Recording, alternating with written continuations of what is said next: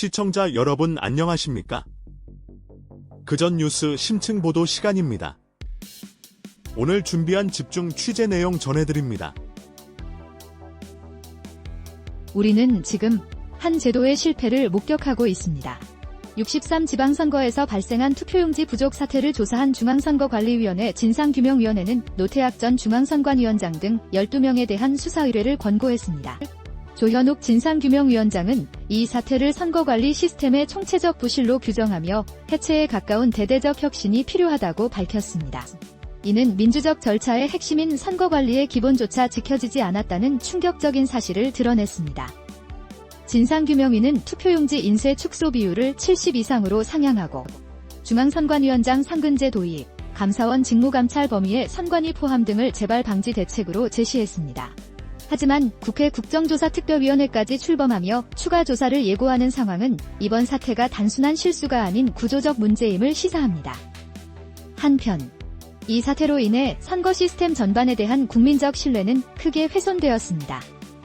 제도의 원칙이 무너질 때 자유로운 민주주의는 그 기반을 잃고 시민의 정당한 참여는 왜곡됩니다.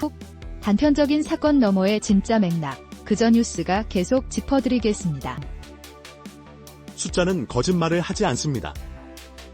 오늘 발표된 이 지표가 우리 사회의 미래를 고스란히 보여줍니다.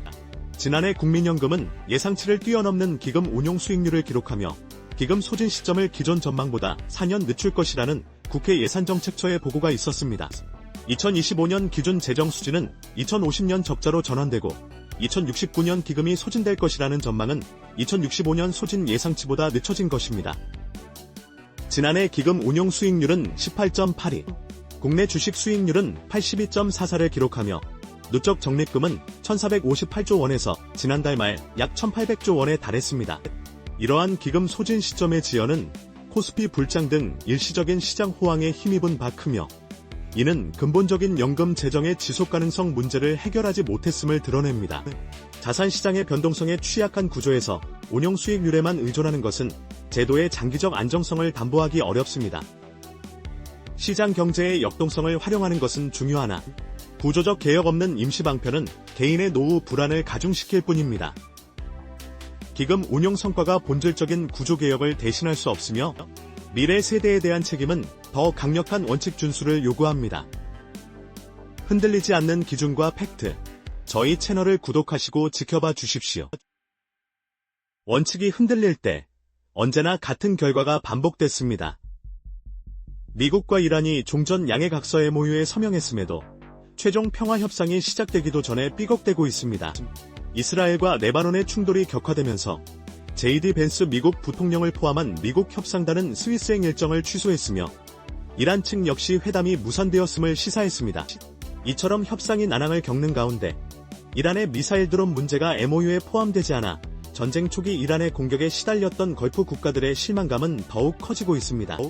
107일간 이어진 이란 전쟁으로 미국 국민이 떠안은 비용은 최소 1,320억 달러 약 202조 3,560억 원에 달하며 이는 직접 군사 지출 외에 유가와 물가 폭등, 금리 인상 부담까지 포함한 수치입니다.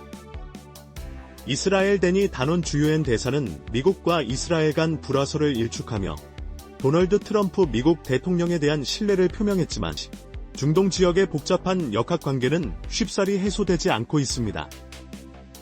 전쟁의 여파는 경제적 부담으로 이어지고 미사일 문제 등 핵심 의제가 빠진 채 진행되는 협상은 영내 안보에 대한 미국의 보증 역할에 의문을 던집니다.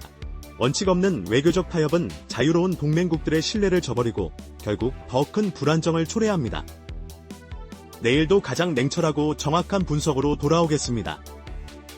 알림 설정을 부탁드립니다. 오늘 벌어진 이 사건은 단순한 사고가 아닙니다.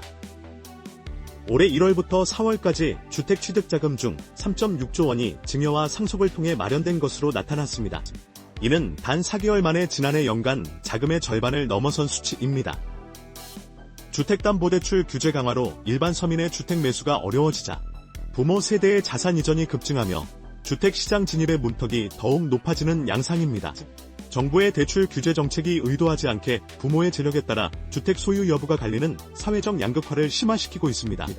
시장 경제의 공정성과 기회의 평등을 저해하는 이러한 현상은 결국 계층 간 자산 격차를 더욱 확대시키고 개인의 노력만으로는 극복하기 어려운 구조적 불평등을 고착화합니다.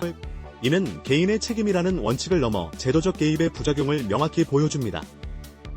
지나친 시장 개입은 자율적 경제 활동을 위축시키고 오히려 불공정한 자산 이전을 촉진하여 사회적 불평등을 심화시키는 역설을 낳습니다. 단편적인 사건 너머의 진짜 맥락, 그전 뉴스가 계속 짚어드리겠습니다. 오늘 준비한 심층 소식은 여기까지입니다. 진실을 향한 시선, 그전 뉴스였습니다. 잊지 말고 구독을 눌러 내일의 뉴스도 함께해주세요. 고맙습니다.